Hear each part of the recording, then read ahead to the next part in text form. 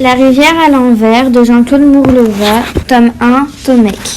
Chapitre 1er, les oiseaux de passage. L'épicerie de Tomek était la dernière maison du village. C'est une petite boutique toute simple avec au-dessus de la vitrine l'inscription épicerie, peinte en lettres bleues. Quand on poussait la porte, une clochette tintait joyeusement, ding ding, et Tomek se tenait devant vous, souriant, dans un tablier gris d'épicier. C'était un garçon aux yeux rêveurs, assez grand pour son âge, plutôt osseux. Il ne servirait à rien de faire le détail des articles que Tomek vendait dans son épicerie. Un livre entier n'y suffirait pas, alors qu'un seul mot convient pour le dire. Et ce mot, c'est justement tout. Tomek vendait tout. Entendons par là des choses utiles et raisonnables, comme les tapettes à mouches et l'élixir. Contre-coup de l'abbé Perdrigeon, mais aussi, et bien sûr, des objets indispensables comme les bouillottes en caoutchouc et les couteaux à ours. Comme Tomek vivait dans son magasin, ou plutôt dans l'arrière-boutique de son magasin, il ne fermait jamais. Il y avait bien une petite pancarte accrochée à l'entrée, mais elle était toujours tournée du même côté, celui-ci qui indiquait « Ouvert ». Ce n'était pas pour autant un défilé continuel, non, les gens du village étaient respectueux et se gardaient bien de déranger à toute heure. Ils savaient seulement qu'en cas de besoin urgent, Tomek les dépannerait avec gentillesse, même au milieu de la nuit. Il ne faut pas croire non plus que Tomek ne quittait jamais sa boutique.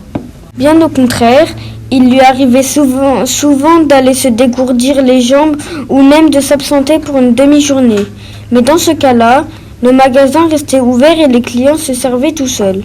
À son retour, Tomek trouvait un petit mot sur le comptoir, prit un rouleau de ficelle à saucisson, Lynn, accompagné de l'argent du règlement, ou bien pris mon tabac, payerai demain, Jacques. Ainsi, tout était pour le mieux, dans le meilleur des mondes, comme on dit, et cela aurait pu durer des années et même des siècles sans qu'il n'arrivât rien de particulier. Seulement, voilà, Tomek avait un secret. Oh, ce n'était rien de mal, ni de tellement extraordinaire. Cela lui était venu avec tant de lenteur qu'il ne s'était aperçu de rien. Exactement comme les cheveux qui poussent, sans qu'on s'en rende compte. Un beau jour, ils sont trop longs, et voilà. Un beau jour donc, Tomek se retrouva avec cette pensée qui avait poussé à l'intérieur de sa tête, au lieu de pousser dessus, et qu'on ne pouvait résumer ainsi. Il s'ennuyait. Mieux que cela, il s'ennuyait beaucoup. Il avait envie de partir, de voir le monde. Depuis la petite fenêtre de son arrière-boutique, il regardait souvent la vaste plaine où le blé de printemps se balançait, avec grâce, semblable aux vagues de la mer, et un seul ding-dong de la sonnette à la porte de la boutique pouvait l'arracher à sa rêverie. Autrefois, très tôt, il allait marcher sur les chemins qui se perdaient dans la campagne, dans le bleu si tendre des champs, de lin au petit jour, et cela lui arrachait le cœur de devoir rentrer à la maison.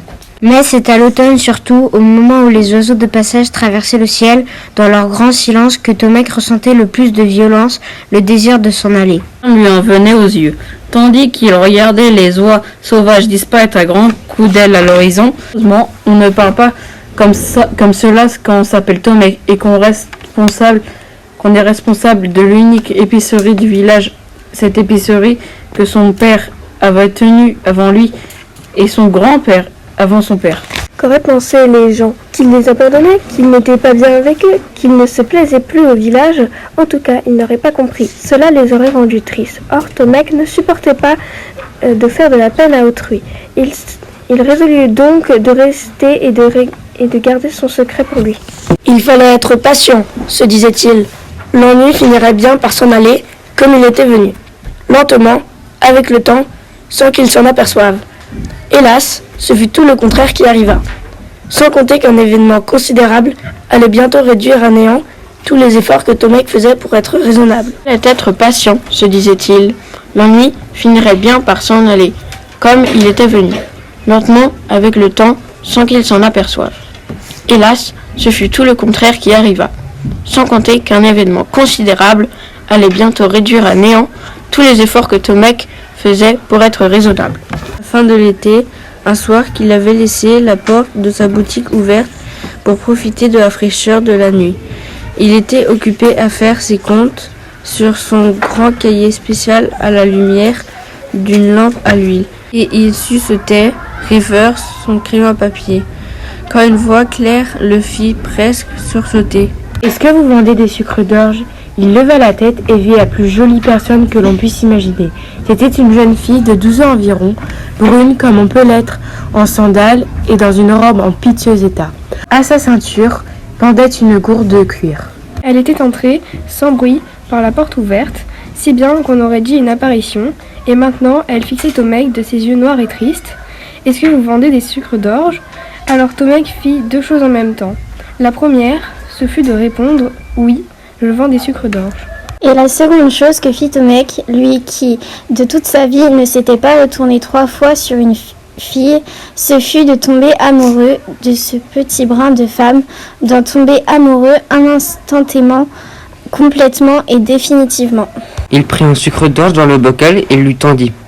Elle le cacha aussitôt dans sa poche de sa robe, mais elle ne semblait pas vouloir s'en aller. Elle restait là, regarder les rayons et les rangées. Petit tiroir qui occupait un mur tout entier. « Et vous dans tous ces petits tiroirs ?»« J'ai tout, répondit Tomek. Enfin, tout le nécessaire. »« Des élastiques à chapeau ?»« Oui, bien sûr. » Tomek escalada son échelle et ouvrit un tiroir tout en haut. Voilà. « Et des cartes à jouer ?»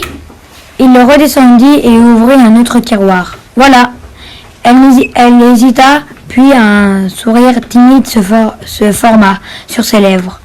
Cela l'amusait visiblement. « Et des images de kangourous ?» Tomek dut réfléchir quelques secondes, puis il se précipita vers un tiroir sur la gauche. « Voilà. » Cette fois, les yeux sombres de la petite s'éclairèrent tout à fait. C'était si charmant de la voir heureuse que le cœur de Tomek se mit à faire des bonds dans sa poitrine. Et du sable du désert, du sable qui serait encore chaud. Tomek gravit encore une fois son échelle et prit dans un tiroir une petite fiole de sable orange. Il redescendit, fit couler le sable sur son cahier spécial pour que la jeune fille puisse le toucher. Elle le caressa avec le dos de la main, puis promena dessus les bouts de ses doigts agiles. Il est tout chaud. Comme elle s'était approchée très près du comptoir, Tomek sentit sa chaleur à elle. Et plus que sur le sable chaud, c'est sur son bras doré qu'il aurait voulu poser sa main. Elle le devina sans doute et reprit « Il est aussi chaud que mon bras. » Et de sa main libre, elle prit la main de Tomek et la posa sur son bras. Les reflets de la lampe à l'huile jouaient sur son visage. Cela dura quelques secondes, au bout desquelles elle se dégagea en un mouvement léger, virevolta dans la boutique, puis pointa enfin son doigt au hasard vers l'un des 300 petits tiroirs. « Et dans celui-ci, qu'avez-vous dans celui-ci ?»« Oh, ce ne sont que des dés à coudre, » répondit Tomek en versant le sable dans la fiole grâce à un entonnoir. « Et dans celui-ci, des dents de Sainte Vierge, ce sont des coquillages assez rares. »« Ah, fit la petite, déçue. Et dans celui-là ?»« Des graines de séquoia. Je peux vous en donner quelques-unes si vous voulez. Je vous les offre. Mais ne les semez pas n'importe où, car les séquoias peuvent devenir très grands. » Tomek avait cru lui faire plaisir en disant cela, mais ce fut tout le contraire. Elle devint grave et sombre à nouveau. Ce fut le silence. Tomek n'osa plus rien dire. Un chat fit mine d'entrer par la porte, restée ouverte. Il s'avança avec lenteur, mais Tomek le chassa d'un geste brusque de la main. Il ne voulait pas être dérangé. « Ainsi, vous avez tout dans votre magasin ? » ?»« Vraiment tout ?» dit la jeune fille en levant les yeux vers lui.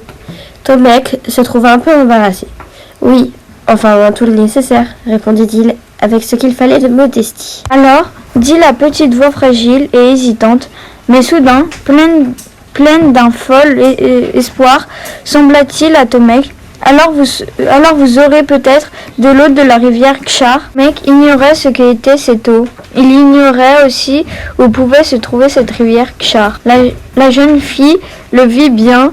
Une ombre passa dans ses yeux et elle répondit sans qu'il eût à le demander. « C'est l'eau qui empêche de mourir. Vous ne le savez pas ?» Tomek secoua doucement la tête. Non, il ne le savait pas. « J'en ai besoin, » fit la petite.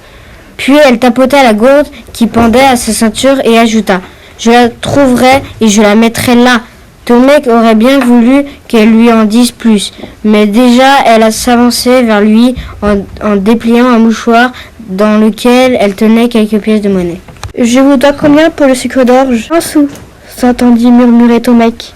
La jeune fille posa la pièce sur le comptoir, regarda encore une fois les 300 petits tiroirs et fit à Tomek un dernier sourire. Au revoir. Puis elle sortit de la boutique. Au revoir, bredouilla Tomek. La lampe à l'huile glissait. Il reprit place sur sa chaise derrière le comptoir, sur son grand cahier spécial encore ouvert, et avait le sou de l'inconnu et quelques grains de sable orange.